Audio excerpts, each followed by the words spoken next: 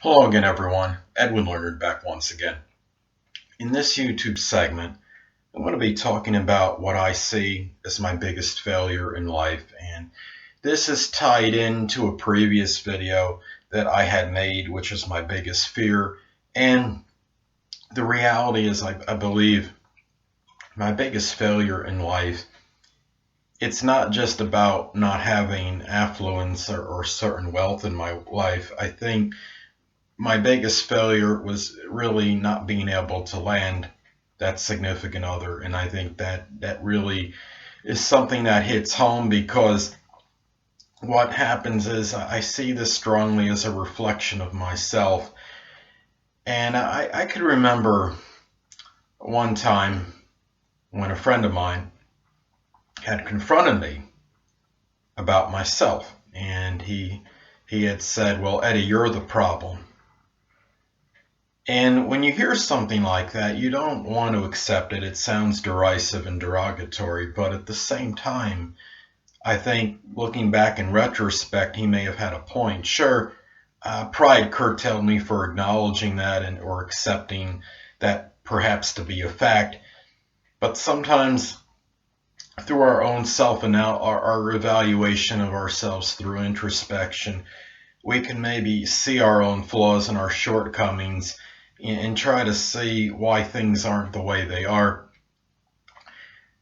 I sound like I'm being redundant or a little bit of a broken record or a CD stuck in a CD player, but here it goes. The thing is, a lot of it was this is attributed to me not capitalizing on things when I was younger, when my grandparents, God rest their souls, creator rest their souls, or what have you, gave me an opportunity to put me through college and I didn't capitalize on it. And unfortunately, now there's repercussions for that.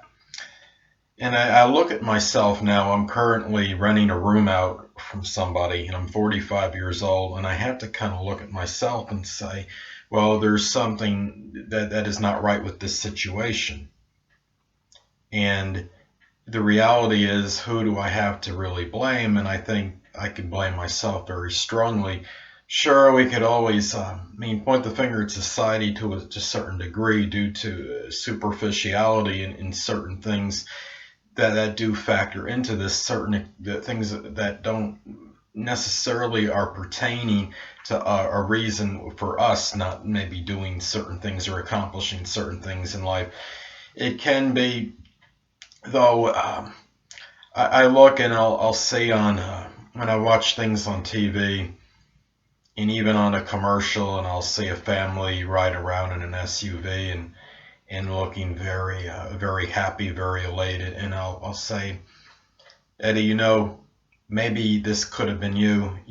This is something that could have happened for you if you had just made as far as capitalizing goes, taking advantage of more opportunities when you were younger.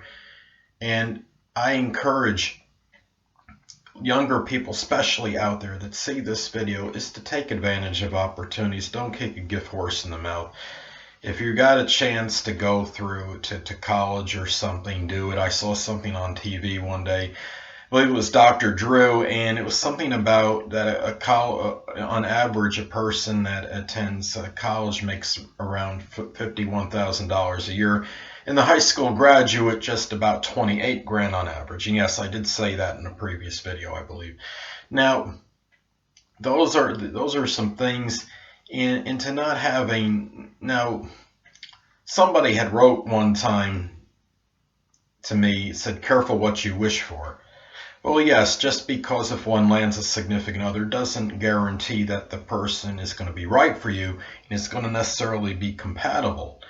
But at least I would have had more of an opportunity to at least have a chance of have something work out with a woman. But this did not, for these reasons that I'm describing, this did not happen. And when I look at myself, I see this really as a very, not just a strong failure, it's my biggest failure. I think on top of not having an actual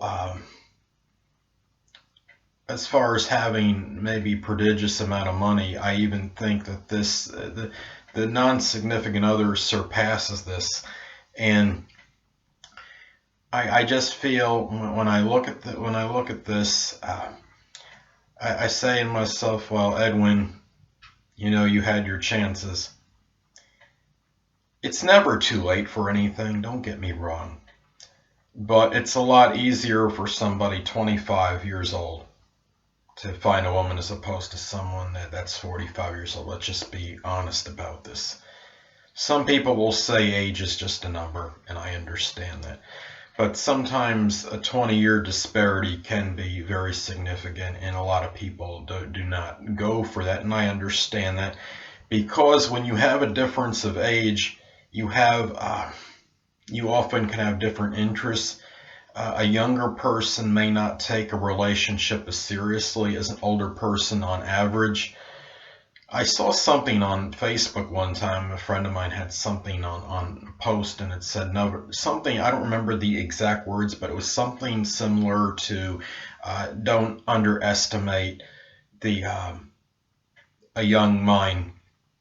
I guess what it was saying in essence was just because somebody maybe younger than you doesn't mean they have less wisdom, and I understand that. However, on average, I'm just saying on average, I think an older person actually does, and in that it's more life experience, and that's where the correlation is between the life experience and the wisdom. And unfortunately, despite all my years, and the fact I really do pride myself, I'd like to think, I believe, based on IQ scores, I have an above average IQ, but that doesn't always translate into having someone in your life. That does not always guarantee that. You can have certain abilities, certain gifts that are giving you certain attributes, and they might all seem positive, but for whatever reason, sometimes everything doesn't always fall into place for you. Maybe that's called life. I guess that's the one thing to look at. And I look at myself now, and even if I was to marry somebody, say in the next 2 or 3 years, I'm thinking, okay, if I do have any kids, those kids are going to be, I'm going to be like almost 70 when they're in college. And I look at that, and that's something that kind of bothers me a little bit. It would be nice to go back in time and do the things maybe that could have led to a better life. Yes, a better life is subjective, people. I realize and understand that. But a better life meaning maybe having some kind of family, an actual family of my own that I created. Maybe having that woman, maybe having that right significant other for me. But things happen, and sometimes it's a result of non-action. Sometimes what happens is the non-actions you feel reverberation from later on. There's this like a figurative echo, so to speak, and you still feel those consequences that are felt for years. And this could be something where I just spend, I might have to pay the rest of my life for. It's the price. We talk about the high cost of living. Well, there's also a high penalty for non-actions in one's life, or not being assertive enough when the time was called upon to do this. I remember one time, this is true, I was working at a Kroger one time, and this was in 1994. It was when I first arrived to Nashville, Tennessee.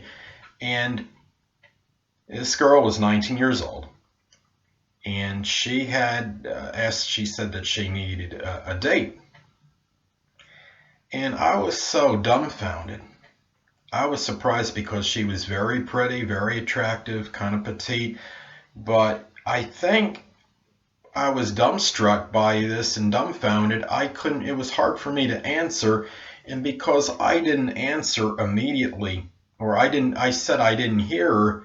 I actually heard what she said, but what I was really saying in my own way was I couldn't believe what I heard. And sometimes I think it's about giving others that chance to maybe to know you and to get and have that connection.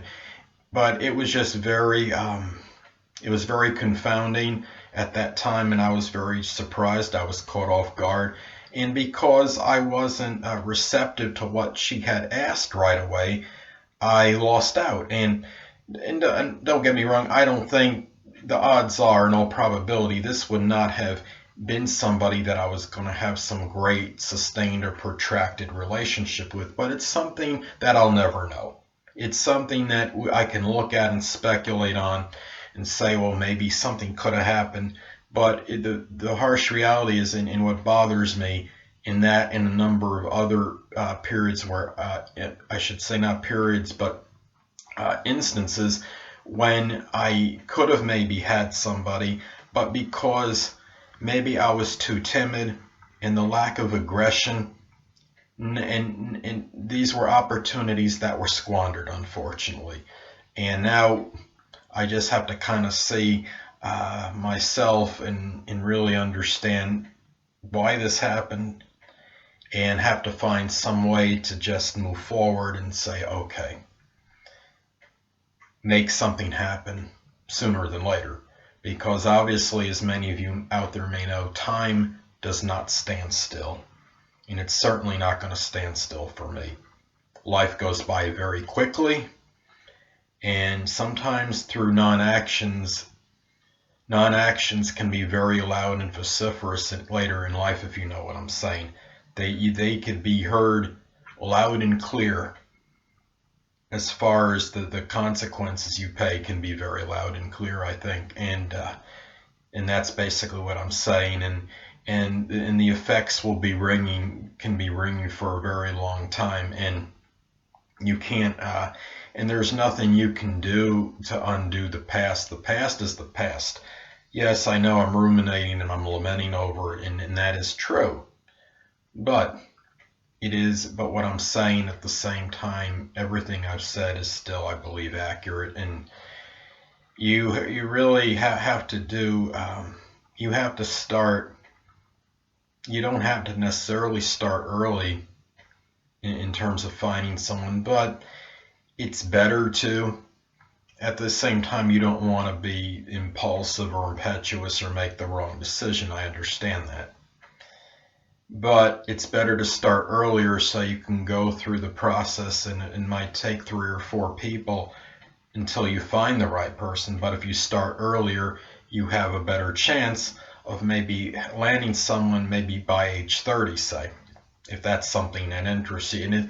And everybody's different, of course. Not everybody wants a significant other right away, or maybe doesn't really want to settle down and have that person and maybe start a family. So that's to each his own. Everybody has their own outlook on that, and I respect and understand that.